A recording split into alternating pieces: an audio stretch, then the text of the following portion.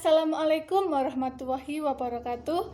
Perkenalkan, nama saya Dina Larasati dari kelas 11 MIPA 4 dengan nomor absen 6. Di sini saya akan memaparkan materi mengenai perlawanan Sultan Hasanuddin. Sebelumnya, mari kita ketahui siapa itu Sultan Hasanuddin. Sultan Hasanuddin dikenal dengan sebutan ayam jantan dari timur. Beliau lahir di Goa, Sulawesi Selatan pada tanggal 12 Januari 1631 dan meninggal pada tanggal 12 Juni 1670 pada umur yang ke-39 tahun. Beliau merupakan Raja Goa ke-16 dan pahlawan nasional Indonesia yang lahir dengan nama Muhammad Bagir Imalombasi Daeng Matawang Karaeng Bonto Mangape.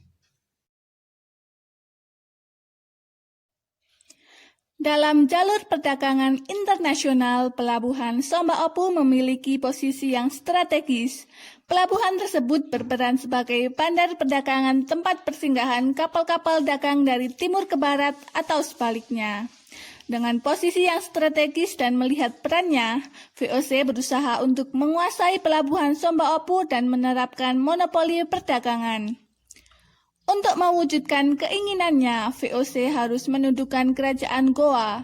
Pada tahun 1634, VOC melakukan blokade terhadap pelabuhan Somba Opu, tetapi gagal.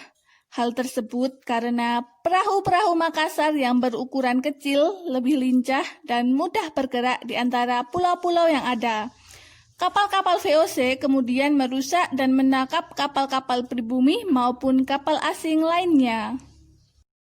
Tokoh-tokoh yang terlibat dalam perlawanan Sultan Hasanuddin yakni Sultan Hasanuddin yang dibantu oleh Sultan Alaluddin dan Muhammad Said, Arupalaka, Gubernur Jenderal Maetsuyker, Cornelis Janson Spilman, dan Jonker van Manipa.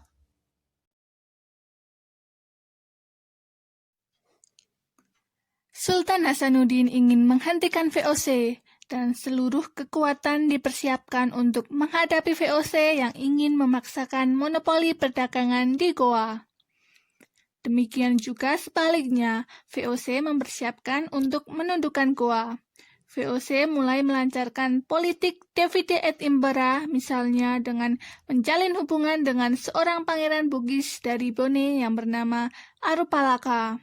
Selanjutnya, Gubernur Jenderal Maetsuyker, pimpinan VOC, memutuskan untuk menyerang Goa dan pada tanggal 7 Juli 1667 terjadilah Perang Goa. Pasukan VOC dipimpin oleh Cornelis Janson Spilman dan diperkuat oleh pengikut Arupalaka serta ditambah orang-orang Ambon yang dipimpin oleh Jonker van Manipa. Beberapa serangan tersebut dapat ditahan oleh pasukan Hasanuddin, tetapi dengan pasukan gabungan dan senjata yang lebih lengkap, VOC berhasil mendesak pasukan Hasanuddin.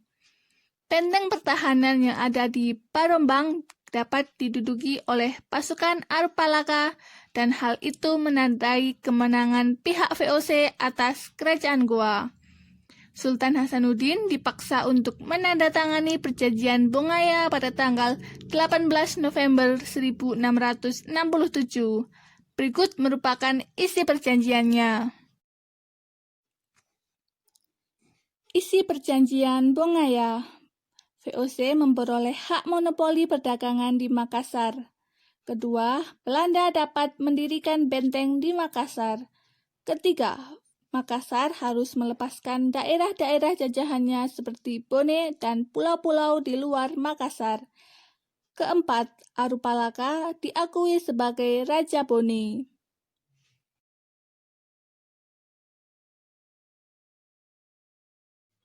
Sultan Hasanuddin tidak mau menandatangani isi perjanjian Bongaya karena tidak sesuai dengan hati nurani dan prinsip hidup masyarakat Goa, yakni tanahku terbuka bagi semua.